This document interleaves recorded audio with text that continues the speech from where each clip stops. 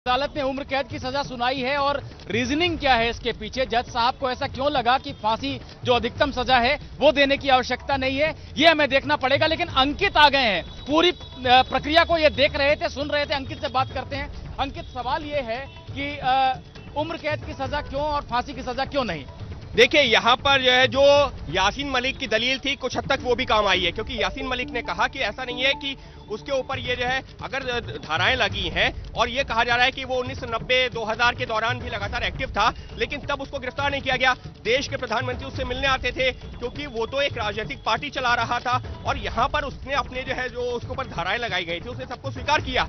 लेकिन जो जांच एजेंसी थी उसने उसके साथ ही में जो भले ही उसके लिए मौत की सजा की मांग की, लेकिन यासीन मलिक का यह कहना था कि जब पहले से अगर मुकदमे थे तब मुझे किसी मामले में गिरफ्तार क्यों नहीं किया गया, मैं सिर्फ एक राजनीतिक चला रहा था। तो कहीं ना कहीं यासीन मलिक की वो दलीलें काम आई हैं और इस वजह से मौत की सजा। यानी प्लीड गिल्टी जो है कहें टैक्टफुल मूव था, जहां पर कि उसने अपना गुनाह मानकर अदालत से एक रियायत का एक ग्राउंड बनाने की कोशिश की और अपने आप को एक जिम्मेदार व्यक्ति दिखाने की कोशिश की।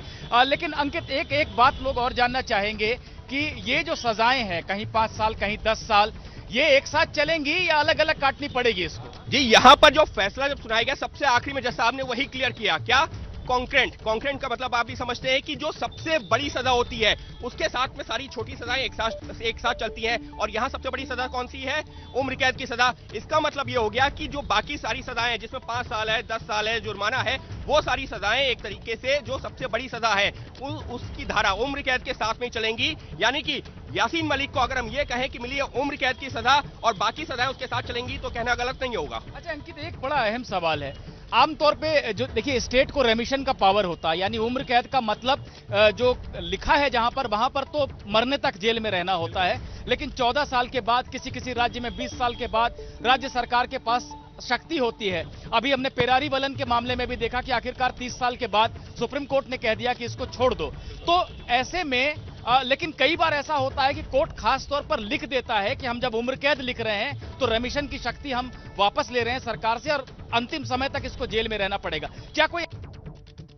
जी बिल्कुल, कोर्ट ने जो ओपन कोर्ट में ऑर्डर दिया है उसमें कॉन्क्रेंट तक कह करके उन्होंने अपना आदेश समाप्त किया है। यानी कि ये कहीं नहीं लिखा, जिस बात का आप जिक्र कर रहे हैं कि ये जो है उम्र कैद की सजा उसकी मौत तक जो है उसको जेल में बिताना पड़ेगा। तो बाकी अभी डिटेल्ड ऑर्डर सामने आएगा तब हम लोग उसको एनालाइज कर पाएंगे। लेकिन जो कोर्ट ने ओपन कोर्ट में जो ऑपरेटिव पार्ट था उसमें अलग अलग धाराओं में कितनी सजा हुई है, कितना जुर्माना लगाया गया, उस बात का जिक्र किया है। लेकिन इस बात का जिक्र नहीं किया है कि क्या ये जो उम्र कैद की सजा है ये उसकी मौत तक उसको जेल में रहना होगा या फिर वो जो है जैसा जिस बात का आपने जिक्र किया कि स्टेट रेमिशन पावर होती है वो स्टेट के पास रहेगी या नहीं रहेगी, यह भी जो विस्तार से जजमेंट आएगा उसमें साफ होगा। अंकित, यासीन मलिक ने तो अपना गुनाह मान लिया था, ऐसे में अब वो ये जाकर हाईकोर्ट में आगे अपील में नहीं कह सकता कि मुझे गलत सजा मिल गई है, और जो सजा मिल सकती थी धाराओं में उसमें मिनिमम ही मिली है, उसको उम्र कैद मिली है।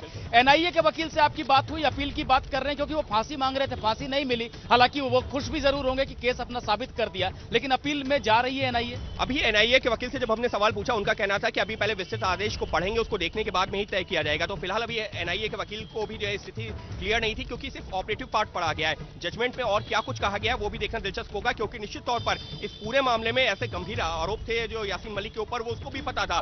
इसी वजह से वो लगातार जो ये कह रहा था कि देखिए मैंने तो प्लीड गिल्टी कर लिया, मैंने तो अपने गुनाह को जो है कबूल कर लिया है, और इसी वजह से उसको अदालत ने दोषी ठहराया। लेकिन यहाँ सबसे महत्वपूर्ण क्या है? सबसे महत्वपूर्ण है यहाँ पर हमको ये भी ध्यान रखना होगा निपुण कि पाकिस्तान का झूठ किस तरीके से बेनकाब हुआ है। अदालत में आकर के एनआईए जांच एजेंसी ने साबित किया है कि किस तरीके से टेरर फंडिंग कर रहा था पाकिस्तान, और यासीन मलिक जो है ये लगातार कह रहा है कि वो पाकिस्तान के इशारे पर कुछ नहीं कर रहा था, उसने उन आरोपों को खुद स्वीकार किया है। यानी पाकिस्तान को भी जवाब मिला है इसी अदालत से जहां से यासीन मलिक को मिली है उम्र कैद की सजा। अब ये माने अंकित, देखिए बहुत सारे लोग हैं, ये जो 2016-17 के आसपास टेरर फंडिंग का जो केस आया, जहां पर कि नौजवानों को हाथ में पत्थर और हथियार देकर देश के खिलाफ लड़ने के लिए झोंका जा रहा था और वो पैसे पाकिस्तान से आ रहे थे, एनआईए का यही केस है। तमाम और लोग हैं, मशर्रत आलम, आशिया अंद्राबी, ऐसे तमाम लोग इसमें दोषी आरोपी हैं। उनके केस पे भी फर्क पड़ेगा अब इससे? निश्चित तौर पर पड़ेगा, और यकीन मानिए इस मामले में जो सह आरोपी है वो भी इस वक्त घबराए होंगे। क्यों घबराए होंगे? क्योंकि यासीन मलिक ने वो स्वीकार कर लिया है कि वो दोषी है और उसको सजा मिल गई है। तो अब जो सह आरोपी हैं, जो अब इस मामले में ट्रायल फेस करेंगे, जिसमें मशरत आलम समेत जो है 1 दर्जन से ज्यादा आरोपी हैं, उनके लिए आने वाले दिन काफी मुश्किलों भरे होंगे, क्योंकि उन्हीं के एक सह आरोपी ने केस को स्वीकार किया, आरोप स्वीकार किया और अब वो दोषी करार दिया गया और अब मिली उम्र कैद की सजा। ये समझना जरूरी है कि फैसला सिर्फ ये नहीं है कि यासीन मलिक को उम्र कैद की सजा मिल गई है।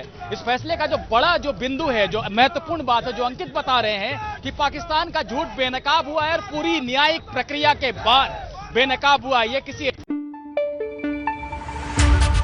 पंजाब और पंजाबियत की परछाई अब देखें एबीपी सांझा टाटा स्काई चैनल नंबर 1929 पर। एबीपी सांझा देखने के लिए अपने केबल ऑपरेटर से अभी संपर्क करें।